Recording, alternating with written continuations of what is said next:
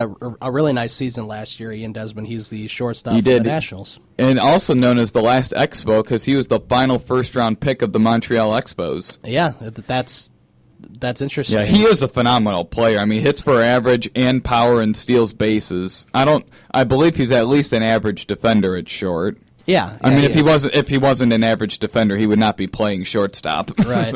And then, of course, left, center, and right is what it was last year. Worth, Span, and Harper, of course, when Harper is healthy. Denard Span starting the season on the DL, expected to be back by early May. Yes. And as a free agent at the end of the year. So, I mean, the Nationals are in a bad situation with Desmond, Zimmerman, Pfister, and Span all becoming free agents the same offseason and pretty much no money to extend them. Right. It's going to be really interesting to see how far the Nationals can go.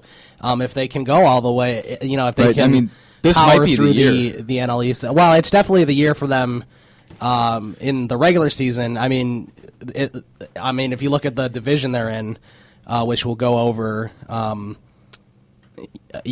we take a quick break. But it should be pretty easy for them. So yeah, it should be. I mean, this probably is going to have to be the year because if they lose 3 of those 4 games, we'll assume that they might have enough money to keep one of them, which that probably would be Doug Pfister. I don't see them keeping Denard Span because he's 31, so your speed is your first thing to go, and they have a top prospect named Michael Taylor who they think is ready to play center field. Yeah, it says he can back up Span here. He's on the depth chart. Yeah, I believe he's the guy playing center field while Span's injured. So, or maybe they might decide they like Taylor more than Span, and then they'll trade him once Span gets healthy. You could do that too. Get something in return.